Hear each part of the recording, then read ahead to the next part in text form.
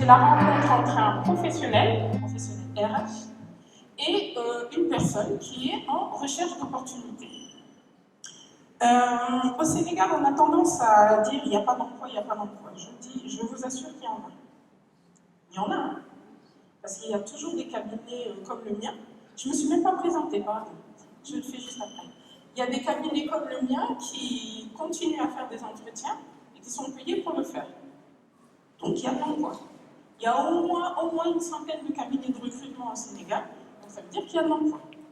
La difficulté que nous avons, nous, en tant que conseillers RH, c'est de trouver la bonne personne pour le bon poste. Et là, c'est là que les choses se compliquent. D'accord?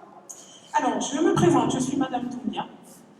Tout le monde ne retient pas forcément mon prénom, on retient mon nom de famille. Mon prénom, c'est Mandiaté, et mon nom de jeune fille, c'est Lou.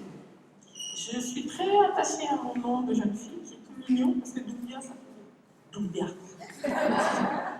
Alors, durant l'entretien, qu'est-ce qui se passe? Alors, on part sur le postulat, bien sûr, que votre CV a été sélectionné.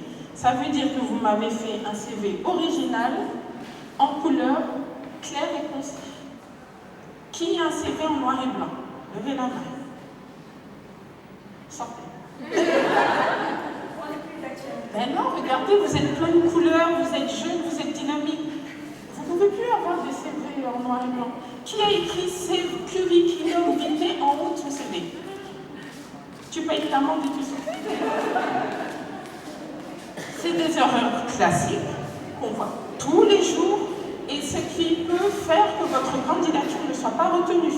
Parce qu'on se dit, cette personne, en fait, ne comprend pas l'utilité du CV. C'est compliqué, hein? On a 30 secondes pour lire votre CV. On ne prend pas une heure pour lire votre CV. Ça, c'est pas vrai.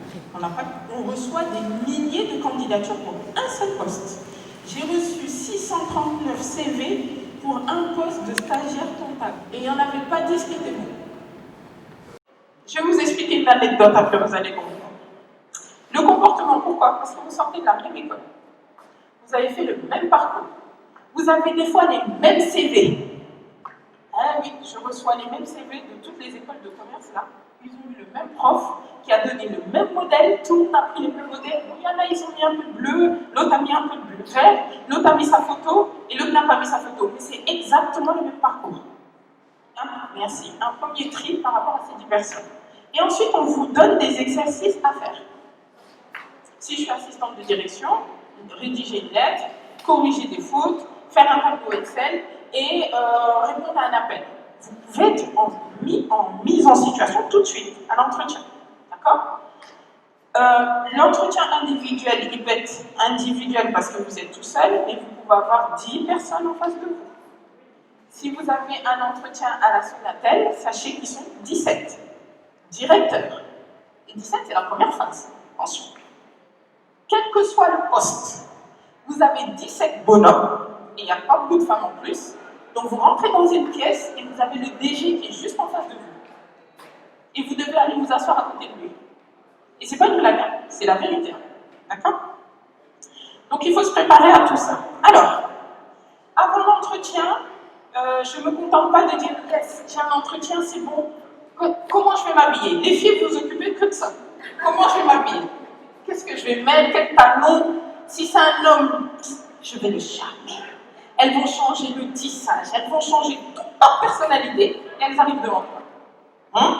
C'est vrai qu'il faut faire attention à sa tenue, on va le voir après. Mais il faut préparer votre CV. Reprendre votre CV, le relire et surtout l'avoir avec soi. Parce que vous avez toujours un recruteur ou un manager qui vous dit « Oups, j'ai oublié d'imprimer votre CV ». Et pour vous aussi, c'est bien d'avoir un support que vous connaissez sous les yeux, ça vous rassure. Ok? Préparez vos références, on peut vous les demander. La référence, c'est pas papa, tonton et mon frère. On est d'accord? Ça peut être un professeur, un ancien employeur, un membre d'une association, ça peut être, mais pas quelqu'un de la famille, on évite en tout cas. J'ai déjà fait des contrôles de référence et j'ai compris que c'était le grand frère, le petit ami, tout ça. Bah, oui, il y en a qui le font. Avoir de quoi noter. Qui vient avec de quoi noter? Levez la main. De quoi noter? Un bloc-notes avec un stylo qui fonctionne. Hein? Oui, parce que vous avez toujours le stylo qui a tremblé lui aussi dans le sac et qui ne fonctionne pas au moment où vous devez prendre des notes. Toujours avoir de quoi noter, parce que vous êtes en situation de stress et votre cerveau ne peut pas se concentrer sur ce que vous dites, ce que vous entendez et retenir. Il y a un moment, il faut les lire. D'accord? Avoir, bien sûr, de l'eau. Vous voyez là, j'ai soif. J'ai besoin d'eau. Elle est venue juste au moment où j'ai démarré, donc j'ai laissé tomber. Avoir de l'eau et avoir des mouchoirs. Parce que ton lit coule, tu ne sais pas pourquoi. Parce qu'il y a la clim qui est trop forte dans la salle d'attente, et là, ton nez te fait non, ça va aller, et puis tu as la goutte qui sort juste au moment où tu t'assois. Il fait chaud. Vous arrivez, le stress vous met dans tous vos états, vous avez la goutte là qui dégouline.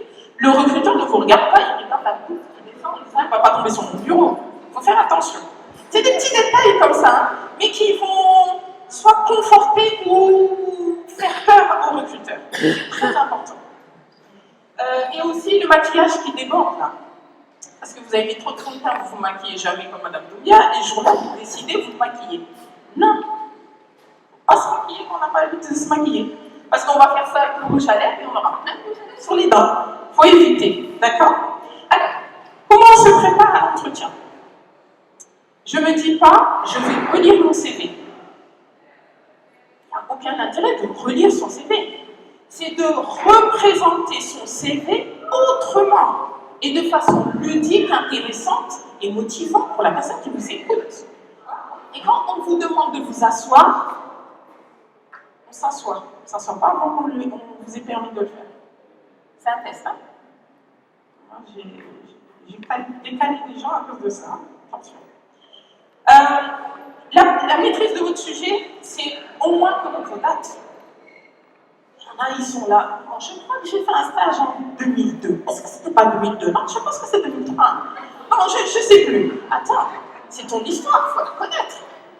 Non, mais je vous assure, c'est des cas réels. Et là, vous êtes là, tenez votre CV, relisez-le, et puis dans 5 minutes, on reprend l'entretien. C'est quand même grave.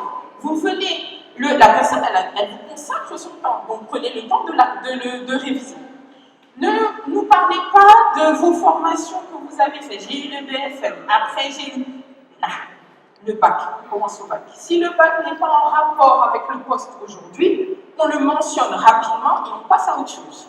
Si vous avez une licence, ça veut dire que vous avez fait 2 ans. Ne me parlez pas de la première année. Ah, ça a été difficile, hein, mais je l'ai quand même eu. Et après, j'ai eu la 2e année. Mais ça a été difficile, mais je l'ai quand même eu. Et après, j'ai... Ouh, les gars, on a 30 minutes. Ça va vite. Ce qu'il faut faire aussi lorsque vous vous présentez, c'est de donner les 3 P. Vos 3 potentiels. Pourquoi je vous choisis vous et pas l'autre? Mais il y en a, ils attendent la fin de l'entretien, où moi j'ai déjà mis négatif sur le CV, pour me dire, ah, en fait, je maîtrise très bien Excel. Et en fait, mais là, du coup, on se dit, mais il le maîtrise ou il ne le maîtrise pas? Est-ce qu'il me l'a dit à la fin? Est-ce que c'est véritablement un potentiel ou pas? Les 9 premières minutes, on sait si on va vous recruter ou non. 9 premières minutes. Un entretien peut durer 10 minutes. C'est pas parce que l'entretien est long qu'il y a un poste derrière. Hein? On peut vous faire passer 17 entretiens pour vous dire non à la fin. Ça n'a rien à voir. Vous pouvez faire un entretien de 10 minutes et vous êtes recruté. D'accord? Donc, allez à l'essentiel. Et demandez, lorsque vous avez la convocation, combien de temps va durer mon entretien. Si l'entretien dure 15 minutes, j'apprends à me présenter en 3 minutes. Attention, 3 minutes c'est court, mais ça peut être très long quand on n'a rien à dire.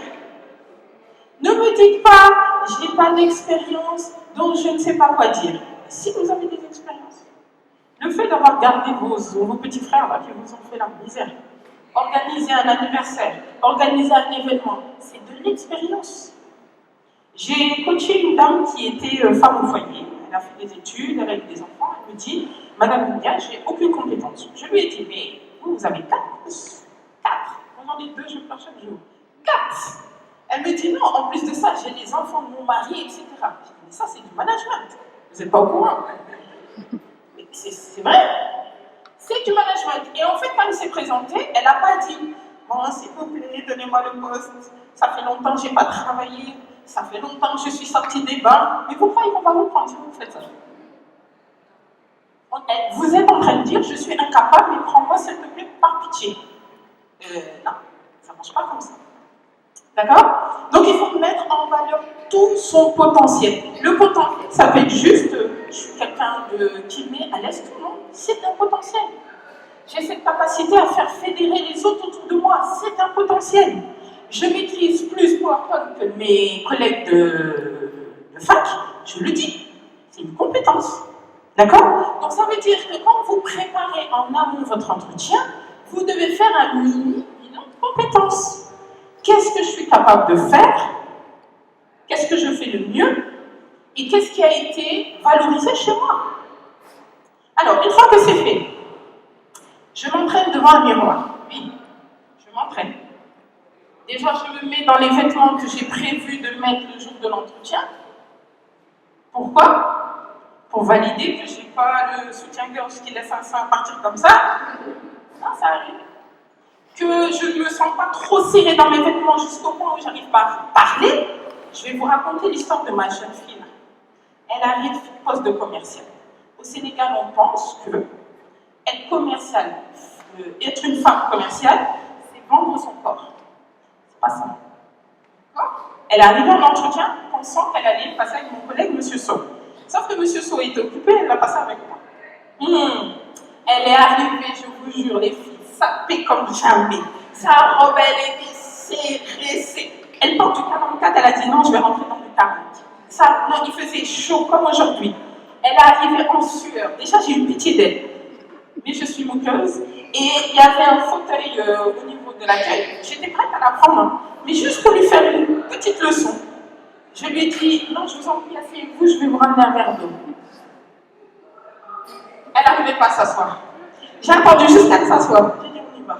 Elle m'a maudit. Je lui ai dit, mais pourquoi tu mets une robe aussi serrée? Non, mais Madame Doulia m'a dit que je devais être sexy. J'ai dit, quelle image vous donnez à votre employeur à ce moment-là? Que tout est permis. Je suis prête à tout pour ce poste. Il y a des gens bienveillants et il y en a d'autres. La tenue vestimentaire, elle doit être professionnelle, mesdames. Là, cachée. Je ne suis pas taliban, mais fille cachée, jusqu'au genou. Parce que les dames, quand on s'assoit et on a des genoux, ça monte. Les fentes derrière, là, ça se voit quand vous marchez, on voit tout. Il y a un moment, on doit avoir une tenue professionnelle. Tenue professionnelle, ça ne veut pas dire sexy. Je porte le voile, je l'assume jusqu'au bout. Ne me mettez, n'enlevez pas le voile le jour de l'entretien, et après, quand vous arrivez en entreprise, tu viens comme ça. Tu n'es plus la même personne. Ne jouez pas un jeu à ce moment-là. Maquillez-vous doucement. Faites doucement. Pourquoi vous voulez changer votre visage? Quand vous arrivez le premier jour de l'embauche, on dit c'est qui? On ne la reconnaît pas. Restez naturel. Si vous aimez les tissages jusqu'ici, venez jusqu'au tissage jusqu'ici. Les talons, ce n'est pas 15 cm. 15 cm, c'est pas la boîte à la mode. Je ne suis plus à la page. J'allais dire Tiosa, mais Tiosa, je crois que c'est fermé. Mais la boîte à la mode, il faut mettre les chaussures là-bas. Mais en entretien, on met un talon maximum de 10 cm. Maximum. Et on met des chaussures qu'on a déjà mises. Pas les chaussures empruntées à sa copine qui fait du 36 et moi je fais du 40. D'accord? Faire attention aux bijoux. Vous mettez des bijoux un peu trop. Quand vous parlez, ça fait voilà, les bracelets, le chewing-gum. Oui, en fait, non. Quand vous êtes stressé, vous mâchez le chewing-gum pour vous rassurer et vous ne vous rendez même pas compte. Ah, il faut filmer, il faut filmer, c'est comme ça. D'accord? Et attention aux couleurs. La tenue vestimentaire doit être adaptée à l'entreprise dans laquelle vous travaillez, au secteur d'activité. Si vous travaillez par exemple pour une banque, prenons le cas de B6. De quelle couleur? Comment vous allez vous habiller? Quelles sont les couleurs que vous allez choisir? Noir, bleu. Grise. Du bleu foncé, ça dépend de mon teint, c'est toujours comme moi, on ne voit plus. Attention, il faut faire attention. Si je vais chez Orange, je fais comment? Tu parles du noir chez Orange. Sonatel, Orange. Il y a un petit... Le t-shirt que tu viens de mettre là, tu le mets. Parce que tu vas être corporate. Il y a des couleurs corporelles. Si vous allez à EcoBank et vous venez avec du rouge, vous êtes viré. Pourquoi? Parce que vous allez rentrer dans EcoBank et vous allez dire pourquoi j'ai mis du rouge? Tout le monde est habillé en bleu. C'est le dress code. Même les chaussettes n'ont pas le droit d'être d'une autre couleur que blanche et bleue. Ça, tu vas venir là. En rouge. Non, moi je suis la CBAO et je suis les autres. Non, il faut faire vachement gaffe. Et ça, c'est des renseignements qu'il faut avoir de l'entreprise. Renseignez-vous avant. Moi, j'ai des entretiens où je précise que c'est pour le cabinet 7 talents pour la Sonatel, et la personne vient et dit, c'est pour quel poste déjà? C'est où? Ton intérêt, ta motivation, j'ai déjà mis une bulle, hein. Fais attention, ok? Lors de l'entretien, n'oubliez pas que l'entretien démarre là-bas. L'entrée est là. Votre entretien démarre là-bas. Pourquoi? Parce que vous pouvez arriver en même temps que la personne qui va vous faire passer l'entretien. Si tu es là au téléphone, de toute façon, l'entretien, non, c'est bien pas le problème. Il a coché, et après devant l'entretien, tu fais, non, en fait, c'est parce que je suis. Mais non, vous n'êtes pas crédible. L'entretien, c'est là-bas au bout, quand tu descends là. Quand tu descends, l'entretien démarre. Tu ne sais pas qui va te dépasser dans l'entreprise.